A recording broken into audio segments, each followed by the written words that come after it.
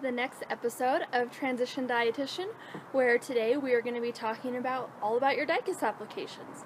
In this episode, I'm going to talk a little bit about your personal statement, the references you want to get, getting a letter of recommendation, and just everything you need to do with DICAS and D&D Digital for your application. So just to get started off, once you have determined where you're going to apply for your internships, you're going to want to enroll in those on DICAS. You will find the code for your school. They each have like a 4-digit code, I believe, and you're going to plug in those schools that you want to go to. And on DICAS, for each school that you have, it's going to be a separate application. And it's really cool because you can label your personal statement as UNC personal statement, Penrose Hospital personal statement, so you can keep everything managed and keep everything organized. So that's really great that they had just started a few years ago. So just to get started, at the beginning of your senior year, this is really when you're going to want to start your personal statement and start your DICAS applications. Your personal statement is going to be the most important part of your application because it is really where your personality shines through and where they really see if you encompass what they want as an intern. So I'm going to give you some tips on what to put in each paragraph of the personal statement and what to do just to make your personal statement stand out. So first, you're going to take advantage of your university's Professional Resource Center, which I don't know what it would be called at your school, but that's what it's called at mine. And this is where they give you tips on how to write references, how to get your letters of recommendation. They'll review your resume, your personal statement, and they'll also give you interviewing tips, and they'll give you practice interviews, and this is usually free for students. Some schools might have to pay for it, but at mine it was free, so I would definitely say take advantage of that. They know what they're doing, and they're really going to make your stuff stand out. So for your personal statement, that's where we're going to start off.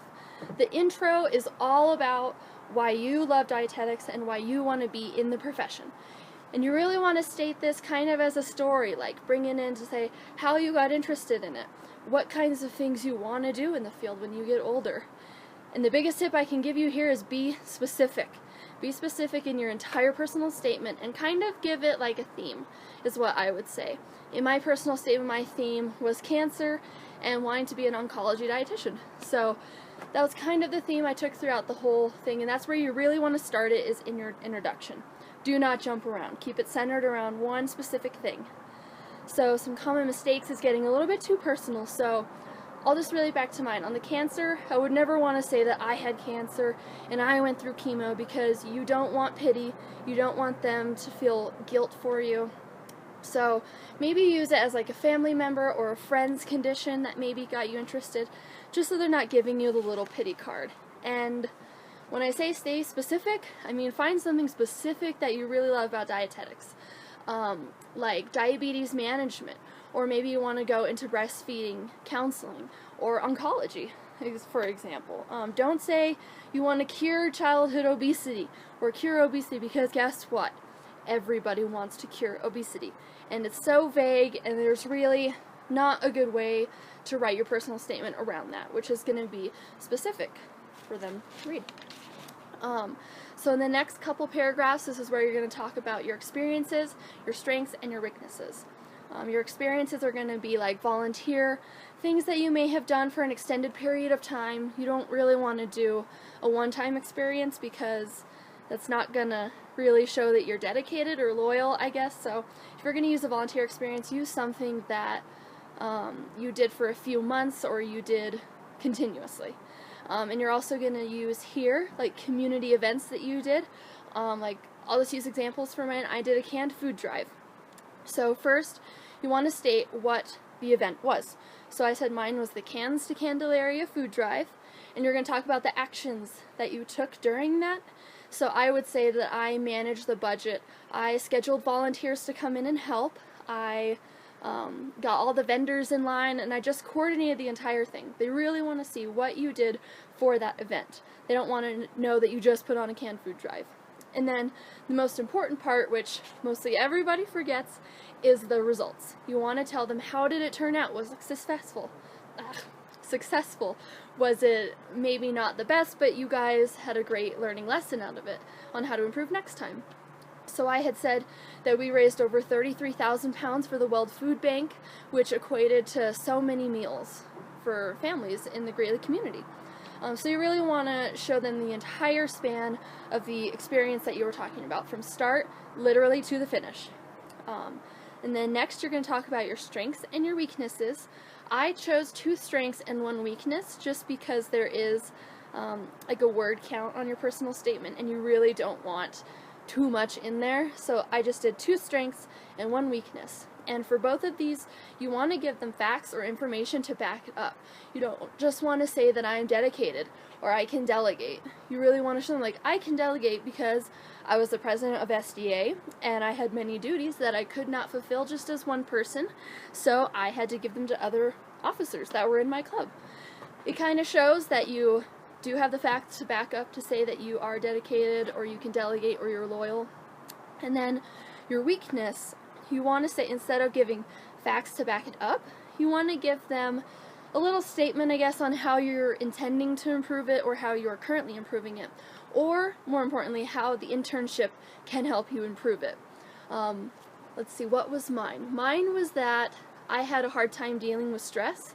So I had said that I was currently enrolled in a stress management class and that it was really helping me, and that also when I'm in the study that I really love and I'm really thriving in my internship, I'm not going to be so stressed because it's something that I really love to do. So that's really big to emphasize on your weaknesses. Let's see. The goals are going to be in your next paragraph, probably your 3rd or your 4th paragraph. A tip on here, short-term goals are 1 to 5 years away. Long-term goals are 5 to 10 years away. And you don't want to say, I want to get an internship for your first goal, because everybody does. As I said before, stay specific. My first goal, let's see, what was it? It was to become more educated, I guess, on oncology journal articles. I wanted to know more about it. I wanted to know more about the research. Let's see. I also wanted to pass my RD exam. That was one of my short-term goals. And one of my long-term goals was to go back to college. I really want to go to Tufts University in Boston and study nutrition policy. I mean, these goals, be specific, and you don't have to really follow through on them because they're not going to keep checking up on you. But just stay specific. Tell them what your current aspirations are. They're really going to see that, and if you can, try and align that with their internship.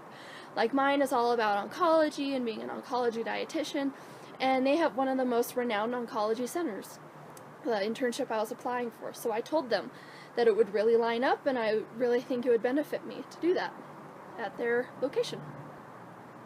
And lastly is the conclusion. Tell them why you are perfect for their internship. Relate it back to how maybe their internship is set up or where it's located. Really tie yourself into them. Show them that you did your research on their internship, and they're really going to take note of that, and they're going to remember you. And that is what you want. So in mine, I talked about how I would use the free week, where you would be able to use that free week to study anything you want. I said that I would use it to study in the oncology wing.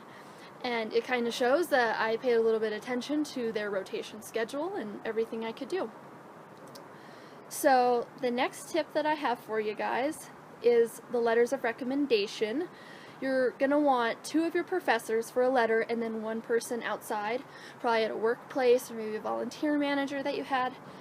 And I suggest asking them early in the year, before Christmas break. This way they can take it with them when they go into college or into Christmas break, and they can really take their time to make sure that your letter is good and they want to focus on you. And another great tip, which I learned at Fancy that most schools don't have, that mine did, was to write out, like, what are the volunteer things you did? What kind of awards did you get? What were some projects that you just did really outstanding on that they might not remember, but once you show it to them, they'll be like, oh yeah, that lactation project really was amazing. And you just want to give them little things to use in the paper that they might not know otherwise, and they're really going to learn something about you as well. Sorry, there is a helicopter going over me. So that's really the tips that I have for the letters of recommendation. And finally, send them a thank you note. especially if it's for the internship that you're going for, because I know a lot of people like to go for internships at the place they got their undergrad degree at. So just remember to send them a thank you note. Let's see, filling out your DICAS application, make sure you triple check everything and proofread, proofread, proofread. Because if your application has grammatical errors or spelling errors, the internship directors are not going to be impressed, because the actual DICAS application is fairly short. They're little paragraphs that you fill in, or they're like one-word things where you put in your name or your GPA. So just proofread. Make sure that there are no errors in it. And the biggest tip I'm going to give you is pay the DICAS fees and the D&D digital fees. A lot of people forget about the D&D digital fees. Do not forget to pay this, because you can apply for as many internships as you want, and you could be fantastic and you could be great, and every internship will want you, but if you don't pay that D&D digital fee, you will not get matched. So don't forget to pay that. It does get a little pricey.